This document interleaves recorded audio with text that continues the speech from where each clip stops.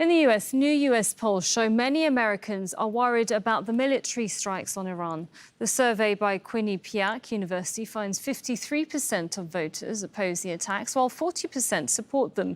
There is also strong opposition to sending soldiers. Nearly three-quarters say they don't want US ground troops sent to Iran. More than three-quarters believe the conflict could lead to a terrorist attack inside the United States, and many also fear higher oil prices. Now, the poll also shows mixed views about Israel. 44% say the United States is too supportive of Israel, while the same numbers say the level of support is about right. Well, earlier I spoke to Rina Shah, who's a geopolitical advisor and a strategist and the founding principal of Vental Strategic Advisory Group. She's also a former senior Republican congressional advisor and says there are disagreements about the war, even within the White House. What we're seeing right now isn't just policy disagreement. It's a genuine tug of war inside Trump's inner circle over this war in Iran. On one side, you've got the hawks who want to finish what they started, which is, put on regime pressure, have full dominance in the Gulf. On the other side, you've got voices that are closer to the original America First instinct. Folks like Vice President J.D. Vance, who are signaling daylight here. They're saying this could drag on and it could cost us politically and hand the midterms to the other side.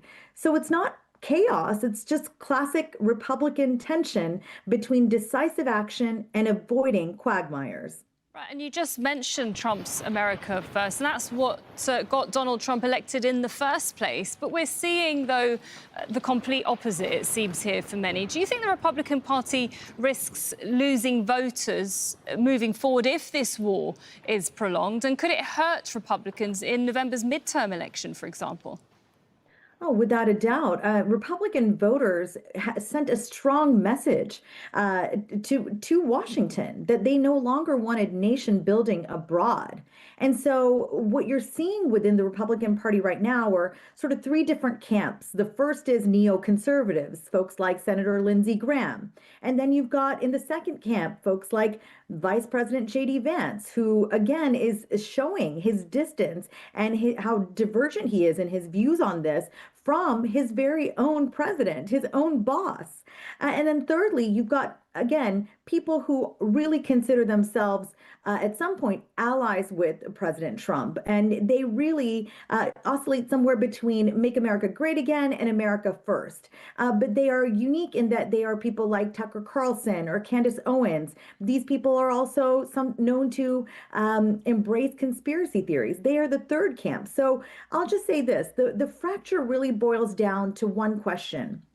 Is this a quick surgical operation to neuter Iran's nuclear ambitions and proxies, or are we sleepwalking into another long, expensive entanglement? You actually hit the nail on the head there, because I was going to ask you, for Republicans that are at this moment supporting it, is that support guaranteed over the long term if the war does continue because Trump remains committed to it, for example? I'll put it this way. Trump sold "No Forever Wars" as a slogan, but also as a promise.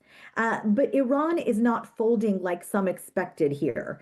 And namely, the president. He thought Iran would just fold immediately after we took out Khamenei and thought that the people would take to the streets. And as he put it in that first couple of days, that it's up to the Iranian people to determine in their future and to form their own government almost. That naivety, I think we see now how really it's hurt the president, because again, the polls are reflecting this.